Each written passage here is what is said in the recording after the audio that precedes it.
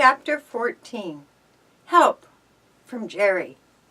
Leaving Laura to play her role of sleuth at the Comstock tourist home, Penny and Louise started at once for Riverview. They were deeply excited by the information obtained at White Falls, and both felt that Mr. Herman's mysterious disappearance called for drastic police action. The girls had traveled perhaps 7 miles from the town when they came to a tributary of the Cobalt River. As they crossed the bridge, Louise suddenly gave a little cry which caused Penny to slam on the brakes. "What is it, Lou?" she asked quickly. "See that houseboat half hidden in the willows?" Louise demanded. Penny brought the car to a standstill on the bridge. "No, I don't see anything. Far down the river, Penny, almost at the bend." "Oh, yes, now I do. There are a dozen of houseboats in the river district, but it does have a green stack." "That's what I noticed," Louise declared. "Could it be Mudcat's missing houseboat, do you suppose?" "There's a chance of it. Shall we investigate?"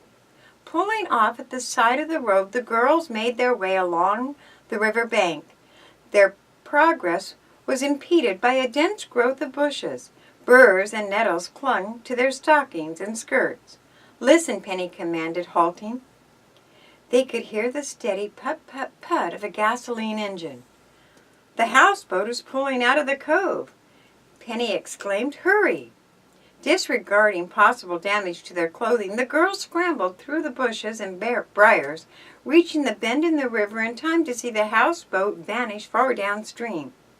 Already it had traveled such a distance that they were unable to obtain a clear view.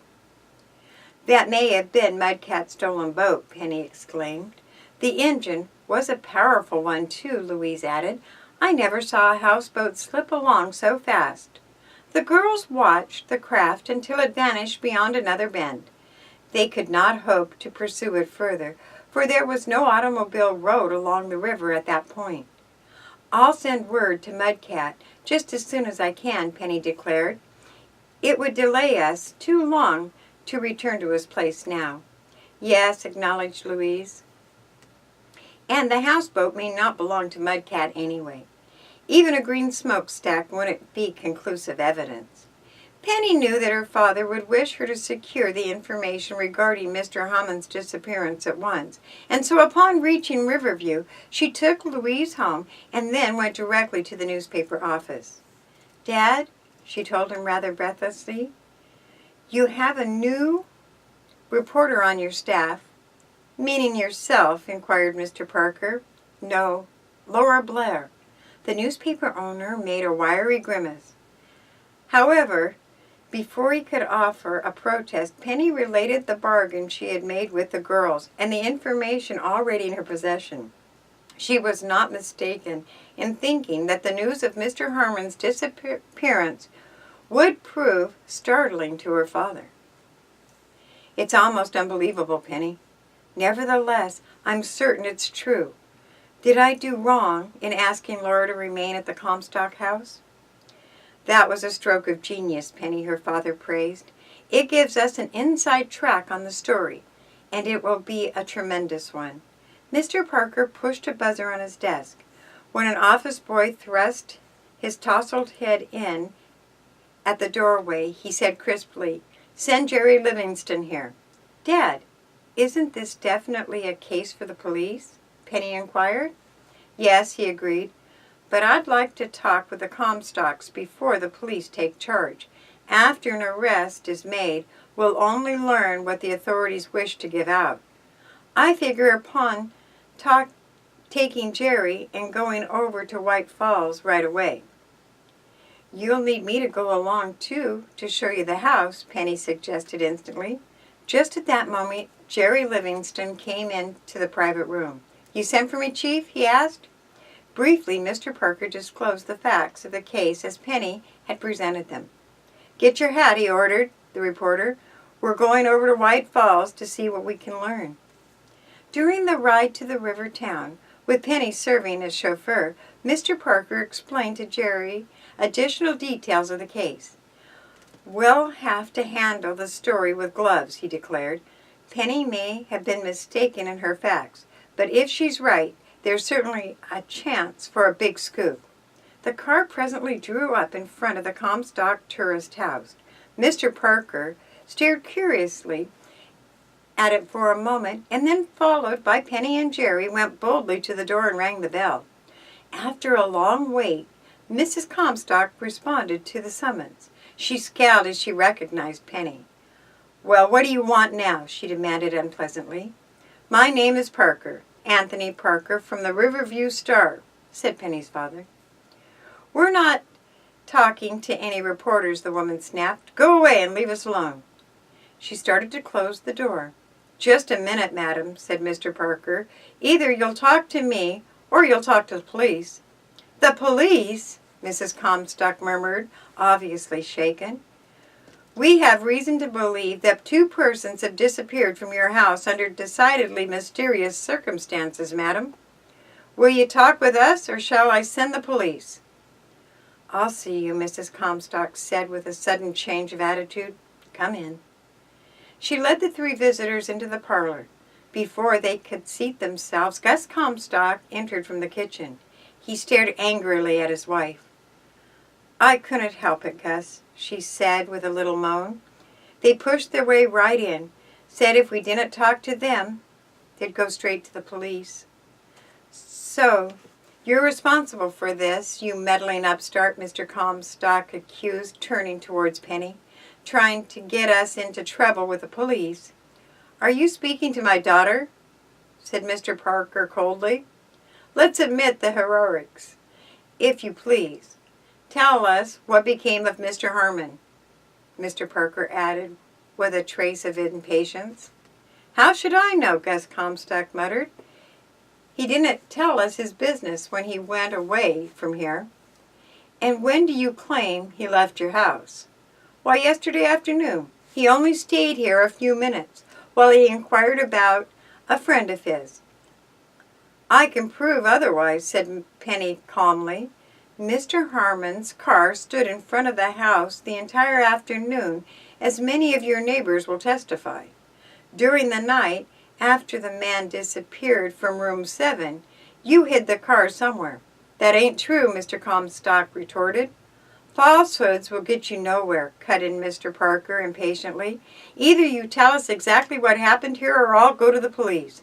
I'm not inclined to beat around the bush." "Oh, Gus, tell him the truth," Mrs. Comstock pleaded fearfully. "If the police come mixing in here, they might take us to jail. And it wasn't our fault." "You will keep out of this, Anna," Mr. Comstock demanded harshly. "It's your loose tongue that'll get us into trouble." However, Mrs. Comstock could not be quieted. While her husband listened in grim silence, she poured out her tale. "We never did harm to anybody," she proclaimed tearfully. "Everything was all right until that man Merriman came here. He spent the night in room 7. When we went to call him in the morning, he had disappeared." "Why didn't you report it to the police?" questioned Mr. Parker. "Gus said we'd be arrested if we did. We thought we would just keep quiet about it. But somehow the news got out around White Falls. Lem Varr never did tell us, and he saw a chance to start trouble. He kept hinting to folks. Then that man Harmon came here to inquire about his friend. We pretended like we didn't know anything about the man named Merriman, but he insisted upon staying overnight. Gus put him in room 7. "Why room 7? inquired Mr. Parker. "Just to be contrary, I reckon. He knew it would plague me." "Then what happened?" "During the night, Mr. Harmon disappeared, just like his friend," Mrs. Comstock resumed her story. "We think maybe they both jumped into the river." "Mr. Harmon certainly was not the type to do anything like that," declared Mr. Parker. "Have you had the river dredged?" "No. Gus thought we ought to hush the matter up. If we started dragging the river, folks would know something was wrong."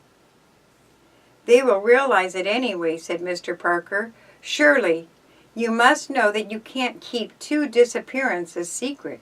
Your failure to report to the police tends to throw suspicion upon you." "You don't think we had anything to do with it," the woman exclaimed indignantly. "My opinion doesn't matter. However, I'm afraid that the police will be inclined to question the story. As I say, your attempt to keep the matter secret may count heavily against you." "But we only did it to protect our business," Mrs. Comstock wailed. "No one ever would stop here overnight if they knew about those missing men." "I agree with you there," said Mr. Parker dryly. "How about taking a look at room number 7, suggested Jerry. "See here," Mr. Comstock spurted angrily, "we'll not have you meddling." Paying no heed to the man, Mr. Parker requested Mrs. Comstock to show them room number 7. They all followed her upstairs. While her father and Jerry made an inspection of the room, Penny slipped away to find Laura. "How are things going here?" she asked the girl. "Better, as far as I'm concerned," Laura replied. "Mrs. Comstock is so upset she's not quite as bossy as before." "Will she be arrested?" "I don't know," Penny admitted. "However, I assume both she and her husband will be wheeled off to jail just as soon as Dad reports this to the authorities." "In a way, it's a shame," Laura said slowly. "I have no love for the Comstocks, but I doubt that they had anything to do with what happened in room number 7. Penny chatted on for a few minutes longer with her friend and then hastened back to room 7. Her father and Jerry had finished their inspection, and Mrs. Comstock was locking the door. "I appreciate your position, madam," Penny heard her father say. "I can see that premature publicity in this case might actually thwart justice." "Then you'll not go to the police?" the woman pleaded. "I can make no such promise. However, it is not my present intention to turn over this information to the authorities for at least the next 24 hours. I'll do anything you say if only you do not expose us to the police. I shall expect you to give full cooperation to my reporter, Jerry Livingston. He may do a little sleuthing around here today." "The neighbors may suspect," Mrs. Comstock murmured anxiously. "I don't see what he expects to learn," Gus Comstock added disagreeably. "Merriman and Harmer jumped into the river. It's as plain as the nose on your face." "A trifle too plain, perhaps," said Mr. Parker dryly. Taking temporary leave of the Comstocks, he led Penny and the young reporter back to the automobile for a conference. "Well, Dad, what do you think of Mr. and Mrs. Comstock?" Penny inquired. "I'm inclined to believe they had nothing to do with the Harmon disappearance, but that makes the case baffling." "Will you notify the police?" "Not immediately. I plan to keep the whole thing dark for 24 hours and then blow off the lid. There's some sinister things going on in the house, and if we're lucky enough to learn what it's all about, we should scoop every other paper in Riverview." "Just how are we going to learn what's going on?" Jerry asked gloomily. Mr. Parker gave a quizzical glance. "That's where you come in, Jerry, my lad," he said. "Tonight, you're sleeping in room number 7. Do, do, do, do.